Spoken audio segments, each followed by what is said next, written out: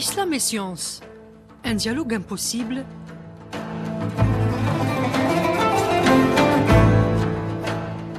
Ifriqiya FM brise les idées reçues et vous invite à découvrir comment ces deux univers entretiennent un rapport fécond et harmonieux. Islam et science avec Aïssam Chellih sur Ifriqiya FM. Assalamu alaikum wa rahmatullah. Bonjour à toutes et à tous, amis auditeurs. Vous êtes bien sur Ifriqiya FM.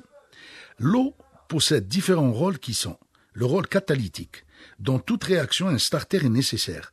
Dans la prière, l'eau des ablutions est ce déclencheur indispensable. Sans elle, l'acte n'est pas valide. Elle initie le passage du profane au sacré. Le rôle conducteur, à l'instar d'un fil de cuivre conduisant l'électricité ou d'une fibre optique transmettant la lumière. L'eau est un excellent conducteur, notamment pour les ondes sonores. Durant la prière, l'homme humidifie les parties exposées de son corps et se tient debout, pieds sur terre. Il établit ainsi un circuit conducteur parfait. L'eau sur sa peau et dans l'atmosphère humide transmet l'énergie de l'onde vocale coranique, la guidant à travers la terre, les airs et les mers vers son point focal sacré, la Kaaba à la Mecque. Cette eau des ablutions est chargée par l'intention, an-niyya, la pensée et l'invocation, dua, et la répétition ritualisée des gestes, 1 ou 3 fois, alors correspond à une géométrie sacrée du corps, épousant ses surfaces et ses volumes, comme le crâne, surface plane, ou le bras, volume à 3 dimensions. L'eau de pluie, bénédiction céleste et moment d'exaucement. La Sunna nous enseigne la vénération de l'eau de pluie, pure et bénie, car n'ayant pas encore touché la terre de désobéissance. Le prophète Mohammed sallallahu alayhi wa sallam dévoilait une partie de son corps pour la recevoir, disant, car elle provient d'Allah. Il nous a légué des invocations spécifiques comme Allahumma sayyiban nafi'an, ô Seigneur faisant une pluie utile. Les savants de l'imam An-Nawawi et Cheikh Ibn Baz soulignent le caractère recommandé de cette pratique, surtout le moment de la pluie et un des instants où l'invocation dua est rarement rejetée, au même titre que l'appel de la prière, al-adhan, ou la prosternation. Ce hadith est capital pour notre sujet.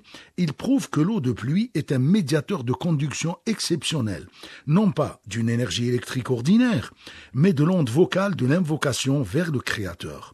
Le geste du prophète d'exposer son corps à la pluie tout en invoquant illustre parfaitement le lien entre la bénédiction de l'eau et l'efficacité de la prière. Le Coran est la science de la pluie, une preuve de création. Le Coran décrit la pluie avec une précision scientifique stupéfiante, confirmant son origine divine.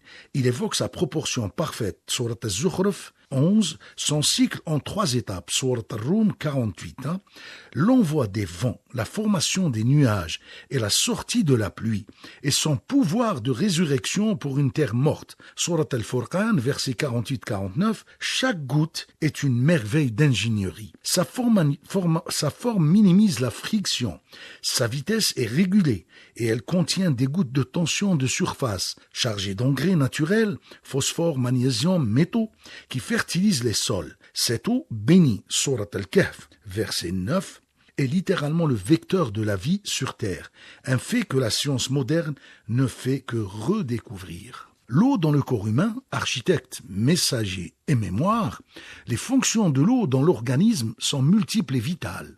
Transporteur de nutriments et de globules, régulateur thermique, protecteur via le système immunitaire, producteur et transmetteur d'influx nerveux. Le cerveau, il est à 82% composé d'eau, nettoyeur de l'organisme et surtout architecte de la manière vivante. La découverte révolutionnaire du docteur Masaru Emoto sur la mémoire de l'eau, sa capacité à structurer ses cristaux en réponse aux pensées, paroles et écrits, trouve un écho prodigieux dans la perspective islamique. Elle permet d'ajouter un facteur essentiel à notre compréhension. L'eau est aussi le support de la mémoire et de la conscience. Le cerveau, réservoir de la mémoire d'eau, est siège du libre arbitre. Le développement humain suit une courbe d'hydratation décroissante. Le fœtus est à 90% d'eau. L'adulte à environ 70%. Le cerveau, lui, maintient une teneur en eau extraordinaire de 85%. Cette eau cérébrale n'est pas un simple liquide, elle est le substrat de la mémoire, de l'intelligence et de la fitra. L'état de nature primordiale, les cristaux sont photographiés par le docteur Emoto, sont éphémères car l'eau isolée n'a pas d'organe de stockage. En revanche, le cerveau humain, avec ses circonvolutions et ses réseaux de neurones, dendrites, synapses, axones, constitue le réservoir organisé de cette mémoire d'eau. Sur ce, je vous reviens. أستودعكم الله الذي لا تضيع ودائعه والسلام عليكم ورحمة الله.